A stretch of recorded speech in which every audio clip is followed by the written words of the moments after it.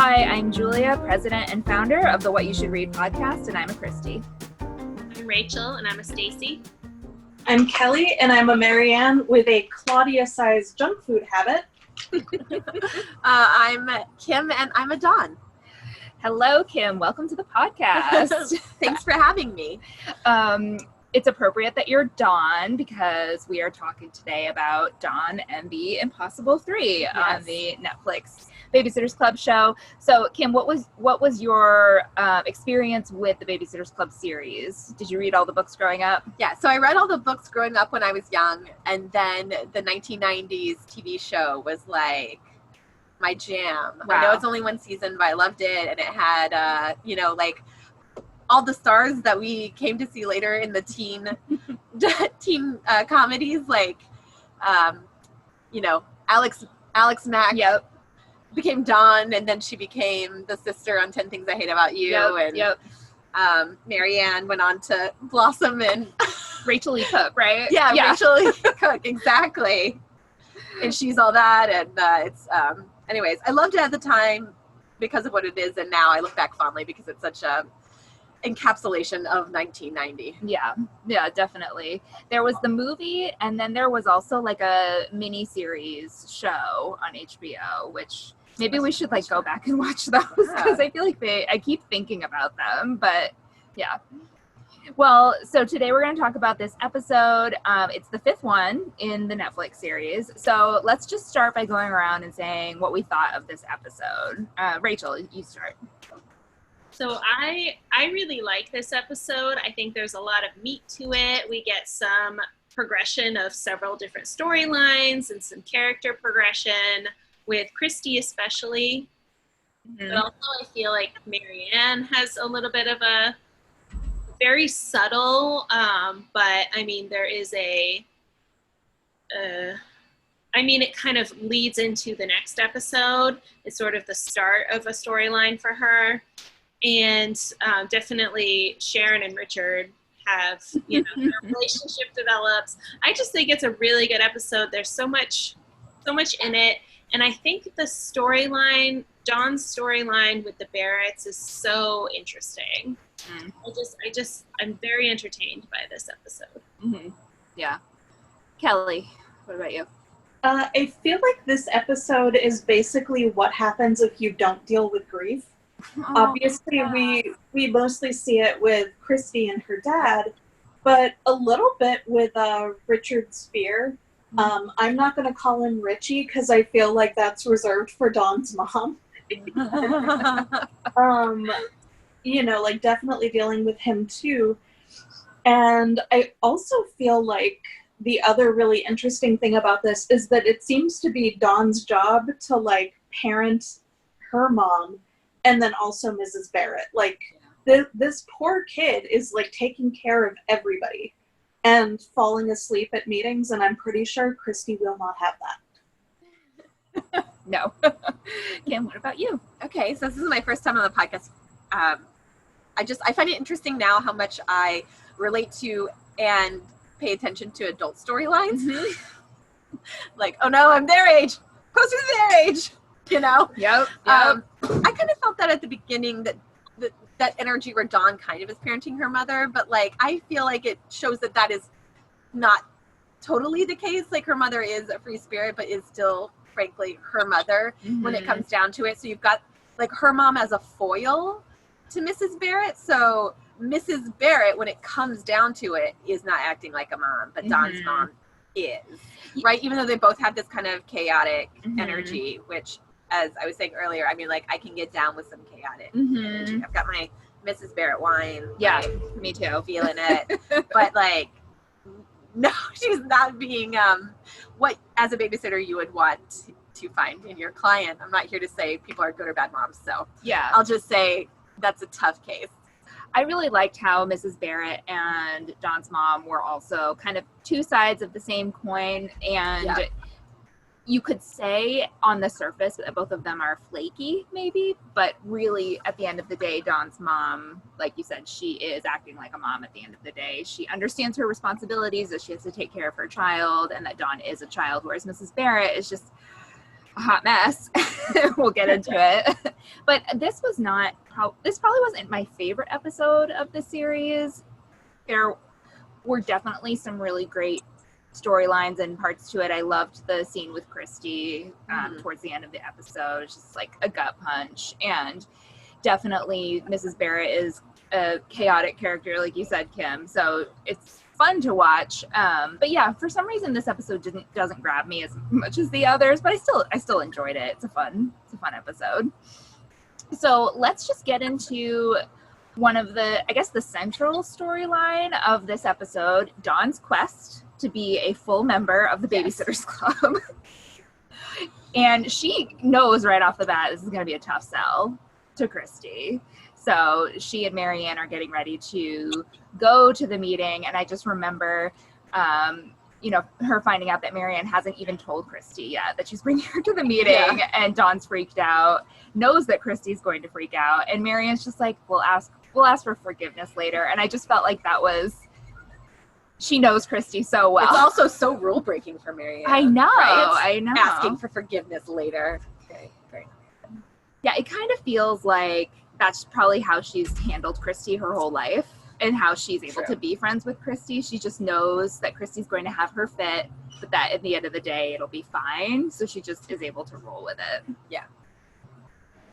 Yeah, Christy's like intense need to control is the same in anything you read. It's like the one like characteristic of Babysitter Club that never wavers, no matter how much changes. But that makes sense. She can't control a big thing in her life, so it translates into control over other parts. I found it interesting how little time was spent with the crazy kids. It was like, oh, they were crazy. Now they're great. It was just like, what happened? There wasn't even a montage. It was literally just like shortcut. They're all cool. Right. So Christy sends John to babysit the Barrett kids because nobody else wants this job because apparently these kids are monsters. But we don't really see that. We see them being, yes, hyper and I guess tearing the house apart. But really it's the mom that's the biggest problem. And I guess narratively the show chooses not to have 2 minutes focused on the chaotic kids. Yeah. Because the whole point is that they are not the difficult ones. Yeah. Ultimately, when it comes down to it. That's a really good point. Right. Like John is 12 years old and can get them to behave and get the house clean and, and it kind of, serves as a way to show that Mrs. Barrett, is being a little selfish right now. Or just self-centered. I mean, I'm not saying that judgmentally, just like showing. Did you guys clean when you babysat? I don't know if you guys talk about actually. Oh, okay, no, right? Not like anything I didn't make a mess of myself. Of course. But this did make me think, because this is a bad babysitting job, right? So Dawn realizes pretty off the bat this is a bad babysitting job. So I was just curious for those of us that have babysat, what was your worst babysitting job ever? I'm gonna let you guys go first. I've got a good one though. I've never had a really bad one like that, but I was babysitting for this kid I babysat a lot in high school.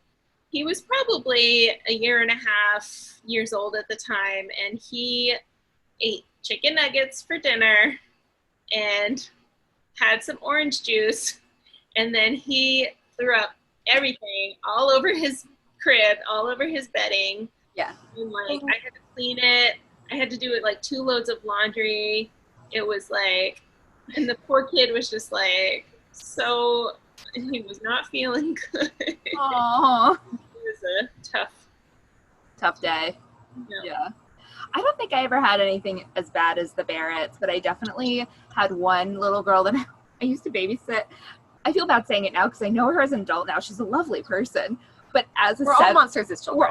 As a 7-year-old, this was more psychological warfare on her part. She would just make fun of me and insult me. She was kind of a little troll. You know how people are on trolls. Yes. So she would just use sarcasm whenever she was good at it. I mean, I look back and I'm I'm kind of impressed, but I just remember once, some people keep their butter in the fridge, some people don't. I asked her, if their parents kept their butter in the fridge. She's like, where do you think they keep it? Obviously it goes in the fridge. I just remember thinking like, oh. And she cut me down I was probably 12 or 13. And now I think it's funny, but at the time I was like, this hurts. What do you think? Kelly, did you babysit when you were? I can't remember. I did. I really only babysat for these two little girls. I don't even remember how old they were. It was like a couple years in high school, and they actually were two like super sweet kids. I liked them both. The little one is now married, which is wow.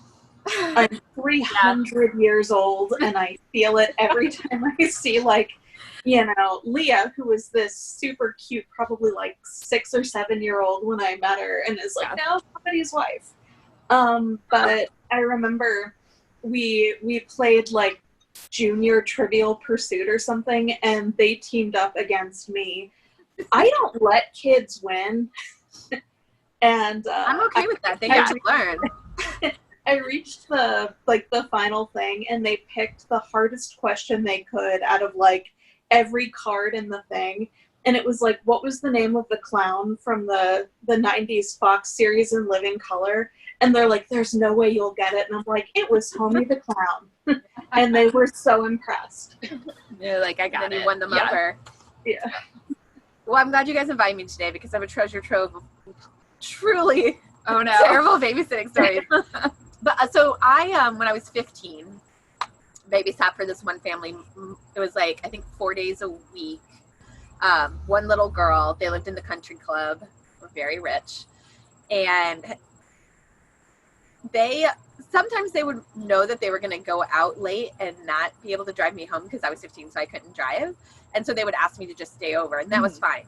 But there were other times that they would just stay out late and like not text until like right before they were supposed to be home and be like, yeah, we're going to be another couple hours, so you can just sleep in the guest bedroom. Oh my gosh. Because like they didn't want me to leave before they got home, obviously. But two particular instances were super excellent. So one, they came home and she was pretty drunk, and he decided to let her drive me home. He was in the car, but he let her drive. And they ran over a mailbox on the way home to drop me off. And I don't think I told my mom because I didn't want to lose the money. Yeah. So I was like, cool, we're just going to we're going to blow right through this, just like they blew right through that mailbox. And then another time I asked a question and they were like, oh, just come on up. Like they were in the bedroom. And I went up and they were in the bathroom naked. Anyways, I stopped babysitting them shortly after that one. I was like, all right, guys, this is untenable. So worse, honestly. Yeah. In the Barrett case. I was going to gonna go on say, a limb and say worse. Mrs. Barrett's not a great person to have to sit for, but that is definitely worse. She has not driven anyone home drunk. And when I was a kid, one of our babysitter put me and my sister in our family van, and drove to McDonough Square so she could make out with her boyfriend. Nice. So, just really. You got to do what you got to do, you know? They probably. Yeah, our aunt used to babysit us, and I remember when Rachel, you might not even have been born yet, but I remember she was babysitting, she brought her boyfriend over one night, and this was Aunt Jen, and I remember being up in my room. Well, and she's like an aunt. I mean, you get passes if you're and an she aunt. was in high school. I mean, she's much younger than my dad, but I would not come out of my room because I was so scared of this boy that she had brought her. I was scared. I was like, aww. Yeah. I mean, I'm sure he was fine, but I was like, this is a strange man in my house. He's like a 16-year-old boy, but I'm 3. I don't know. Question: did you tell on her? I don't think so. My parents wouldn't have cared if she brought her boyfriend. Yeah, they'd be like, get over it. Yeah, he's fine. Be like, he's fine. Yeah. So Mrs. Barrett is not quite as bad as the rich country club parents that Kim had to babysit for, but she's pretty bad. I mean, she makes Dawn, or she expects Dawn to clean just because Dawn does it once. She doesn't tell Dawn when she's going to be home, or she's always late. She makes Dawn run lines with her because she's an actress going on audition. She treats Dawn like a girlfriend. Yeah. Like, there's serious emotional labor that is happening here. And manipulation in that way. Like, I don't think Mrs. Barrett realizes it. Yeah. Right? She's a cool mom. She thinks she is. She thinks she's a cool mom.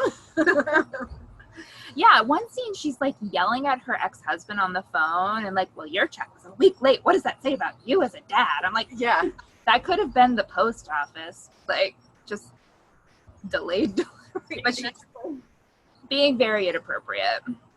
Yeah. But like, they always show her in this, I think it's interesting that they made it not, subtle isn't the right word, but like, she seems like this kind of nice, fun person. She's always smiling. Like, so even though she's like 100% crossing the lines and like not being okay, like she doesn't come across as like a villain, right? It's just like, someone who is taking advantage. Yeah, that's true. It doesn't seem like she's like intentionally trying to hurt Dawn. She's just oblivious and self-absorbed. Correct. Yeah. Any other notes on Mrs. Barrett? Or Natalie. I keep calling her Mrs. Barrett because that was in the books, but they do call her Natalie. Well, she's someone who would definitely be like, just call me Natalie. Mm-hmm. Yeah. Yep. Natalie would be like, do you want a little wine? It's fine. I'll give you a half glass. I'm 12.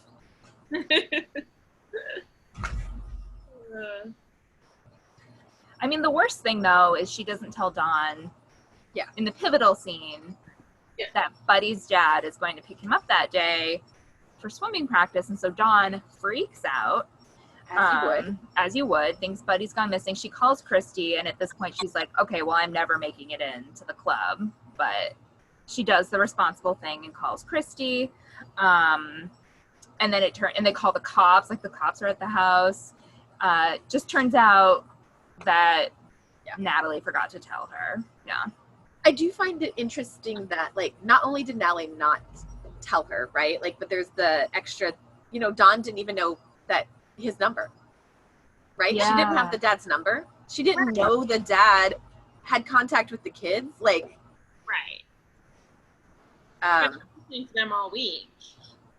Right. It's like Natalie definitely treated her ex as a villain in this story that she's creating, right? So she would never give Dawn the number because in her mind he is irresponsible and not to be relied on.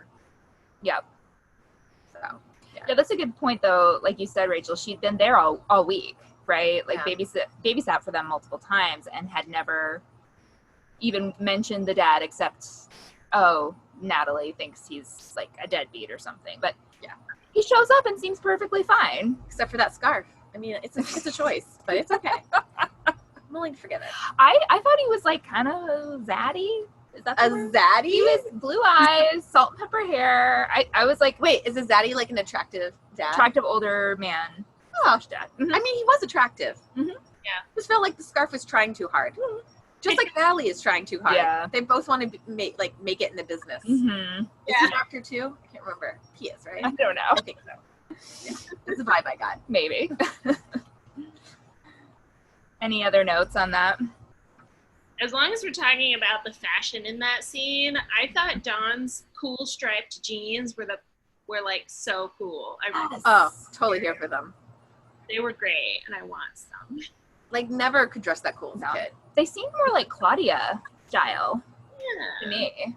But yeah, they were it was California casual is Dawn's style. So. I was gonna say she is from California, so we know this because she uses new agey words and drinks smoothies. Yes, exactly. and mentions it quite a bit. And she mentions it all the time. Yeah. But yeah, so I guess that storyline does conclude with Dawn's mom telling her, you got to set some boundaries, kid, and showing her how to do it, which I thought it was just a really nice button on the end of the episode.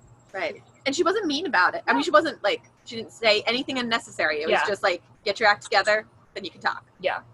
Right. And I liked, and it was another sort of comparison between Natalie and Sharon in that, you know, Dawn was like, Mom, I could have told her that. And Sharon's like, I know, but I'm your mom and I want to take care of you sometimes. Yeah. I Yep. thought it was really sweet. Yeah, and you've got that mirrored with like Mhm. Richard taking care of Marianne, but in this very for very, you know, obvious reasons, and it's quite sad, but like taking care of his daughter in the opposite way, right? Like over the top. And so you've got like a real mix. Yeah. And you can see Dawn is like comforted in that moment. Like, okay, my mom's not always like She's all here over the for place. me. She has my back. Yeah. Yep. But yeah, that's a good lead into Marianne's storyline in the episode. Yeah. So Marianne gets to redo her room. That room that no 12-year-old would want. Yeah, and I love how she's like, I get to buy pillows and maybe a cool lamp. Which in my head, because 1990s, Yeah. I was like, lava lamp. Yeah. Obviously, it's going to be a lava lamp. Yeah. I mean, I would hope so. Yeah, so she's excited. She tells her friends all about it. They're all excited. I felt bad for Christy in the scene at the meeting where they're all like brainstorming about what Marianne's room should look like. And Christy's throwing out, I think, great ideas, as she does. Marianne, you love musicals. That should be the theme. Or like navy blue, which is a color Marianne is wearing in the scene. Like Christy knows Marianne better than anyone, but the other girls are just like, yeah, okay. No, you're right. You should never paint walls navy blue, by the way, because it's impossible to paint back over if you want resale value. Okay. But you know what? 12-year-olds don't think about that. They don't think about that. So. Yeah. Yeah, I mean, that was a really sweet scene. Yeah. And that's that's Sharon like being kind of like on the kid's side of being a parent, but I think in a totally okay way. Yeah. Right. Oh, we have to talk about the scene. So shortly after that, Dawn and her mom are shopping in the grocery store, and they run into Richard and Marianne. So cute. Shopping. Kelly, I know you love Mark Evan Jackson. I do. And he's Richard Spear, no chill whatsoever. And I wish I had written down exactly what he said, but it was something like, Sharon, you're here in the store where I am with the food. it was great. And honestly, like, I'm laughing, but that is exactly the kind of shit I would pull. So, like, oh, Richard Spear, we are not doing well. And then, There's like people who have to just like know what they're gonna do every moment, right? So you have to be like on. Yep. And you're like, oh no, this is like not the space where you are. Yeah. I'm not prepared. He didn't do his affirmations Yeah, before he not went his to the affirmations. I love that, like, I can't see him without thinking of The Good Place or Brooklyn Nine-Nine or, like, Parks and Rec where he plays the lawyer. Like, he never has chill, but he's so many different degrees of no chill. I know. And in this scene, he, like, sees his opening for a dad joke. Like, Yes. no, Amaranth, what do you want us to do? Starve? And, like, he gets a giggle out of her, and then he just keeps going. But then you're like, I'm in this relationship 100%. Yep. These two people belong together. I know, because she's laughing at all his jokes, and the kids are like, Yeah. awful. Yeah. It's so cute. And then, so then they go over for dinner. And yeah, like you said, Sharon is kind of like helping Richard loosen up a little. Like, oh, this will be a great project for the girls to help Marianne redo her room. And, you know, sure, you can check your phone at dinner. And you can see Richard just like.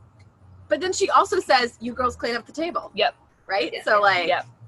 Yeah, so yeah, he's kind of like, Marianne even says, like, oh my God, he's acting sane for once. He's not trying to control everything, which is nice. Like, she's helping him loosen up a little bit.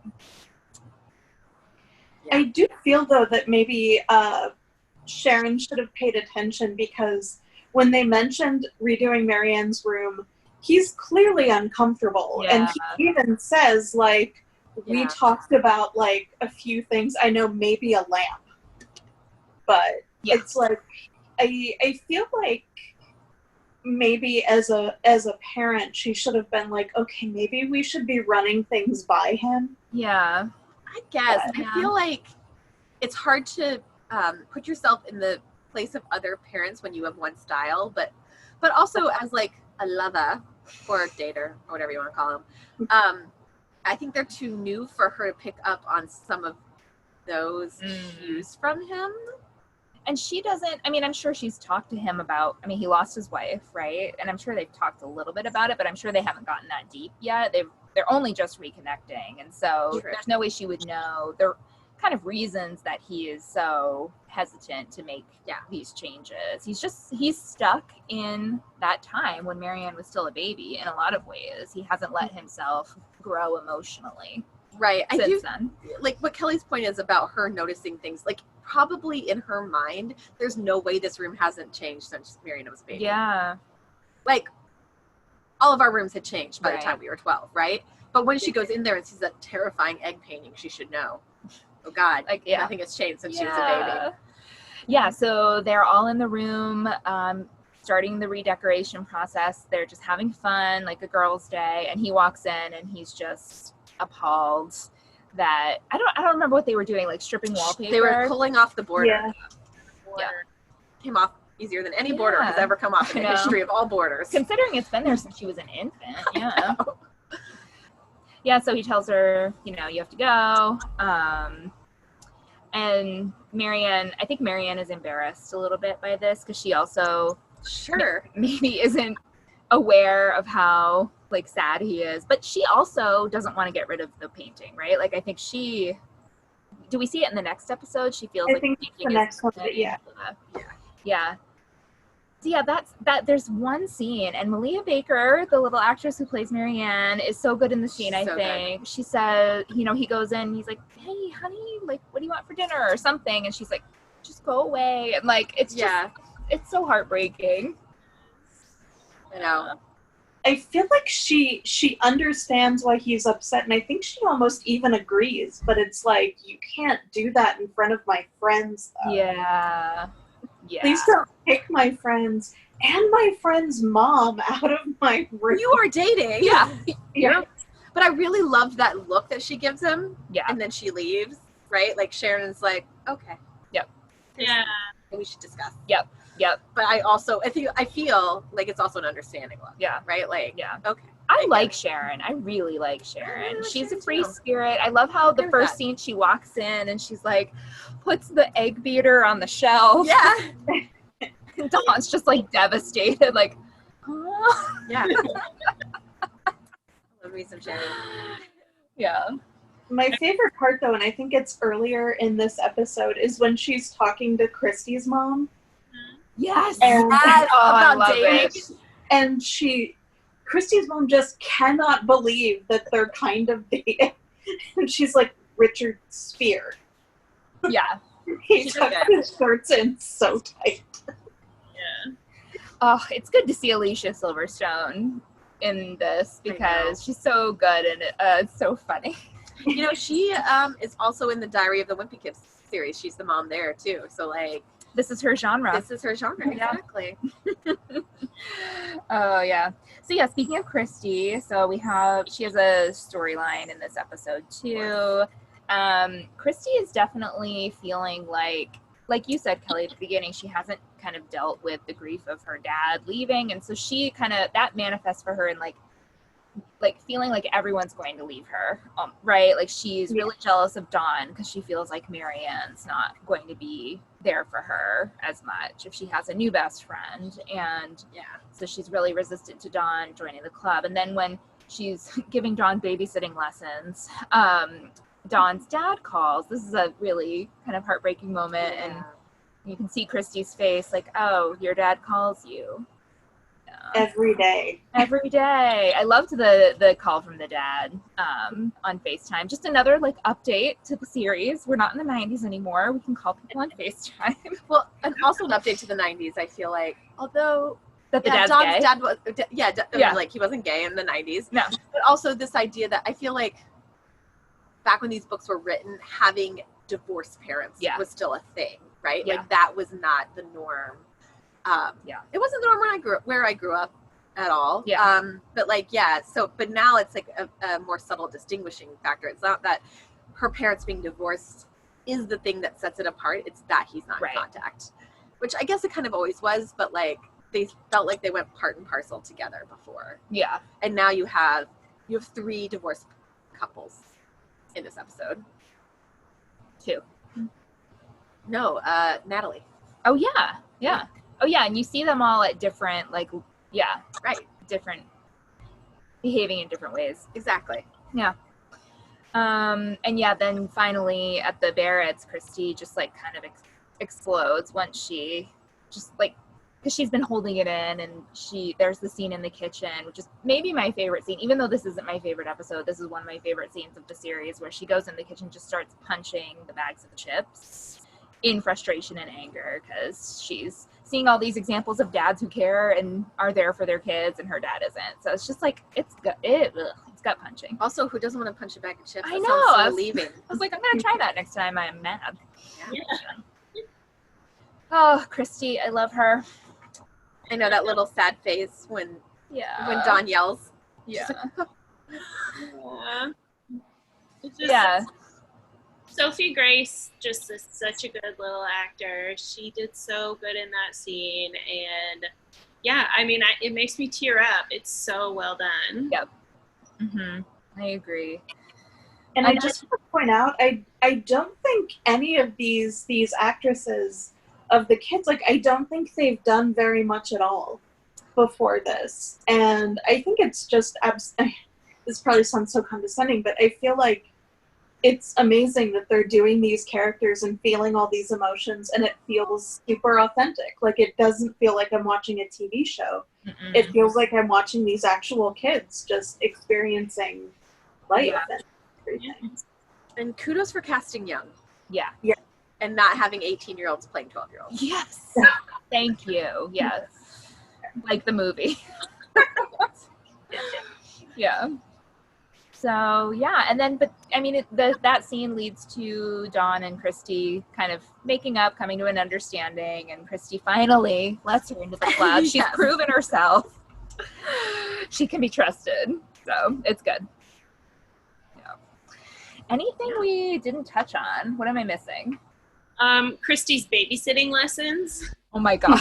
Yes. Yes. Also, can anyone do that whistle? I feel like this is an important question. Whoa. Have you tried? Can you do it? I have tried, but I can't. Okay, so what were we supposed to do? You put your finger like behind your teeth. Okay. And I know what. No. No, I cannot do it. Nope. No. I can do that. Yeah. That's it. Same. I can't even regular whistle. Really? I definitely can't do whatever No. Christy's Oh, wow. I love when she whistles and the mom's like, oh, that's just Christy. Yeah. Like, Almost certainly Christy. happens every day. It probably does. Yeah, I love how one of the lessons was, how do you get the perfect crust on a grilled cheese? Oh, and mayonnaise, which, by the way, that is straight up Southern. Yeah. I was like, that's the most Southern thing I've Maybe seen on this Christy's show. dad is Southern. Like, Yeah. butter. The answer for most people Yeah, is it's butter. I'm going to have to try mayonnaise. It does actually make a very Really? good crust. I Okay. don't like mayonnaise, so I don't do it. But Okay.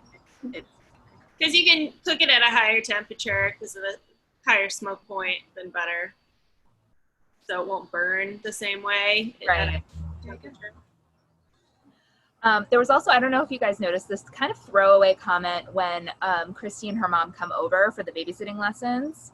And Christy's mom is like networking because she's a realtor, Yes. and she'd wanted this listing. And Sharon, Dawn's mom, says, "Oh, my family just has more properties than we know what to do with." and she's like, really? And I'm like, everyone in this town is super rich. Like, it just proves my theory that everyone Yeah. in the books, there was the rich side of town and like the normal side of town, but now everyone's just rich. It's a rich town. I mean, I guess at least they don't have, if you had a more diverse cast and then you split along lines of rich and poor, that'd be crazy. Like, that's we're all true. rich. Yeah. Like, okay. We're all the same level of filthy rich. Maybe not filthy, but like Yeah. significantly. Significantly rich. Yeah. Anything else? I feel like Watson is next level rich, though. Yeah. Yeah. Which means that Forbidden Destiny must also be next level rich. Yeah, that's a good He point. lives- Yeah. Or Yeah. So like, she's like, my fiance. So good. Oh yeah, cool. All right. Well, thanks so much, Kim, for joining Sure. us today. Me This too. was fun. So if you go on a babysitting job and they want to do girl talk and have a facial and maybe drive you home drunk, just don't do it. Definitely that last one. Yeah. All right, so thank you for joining us, Kim, and thank you all for listening. You can catch us on social media at WYSR_podcast on Instagram and on Twitter. You can email us at whatyoushouldreadpodcast@gmail.com, and you can find us on Goodreads at What You Should Read Podcast. So look us up. And now you know what you should watch. You're welcome. Bye. Bye.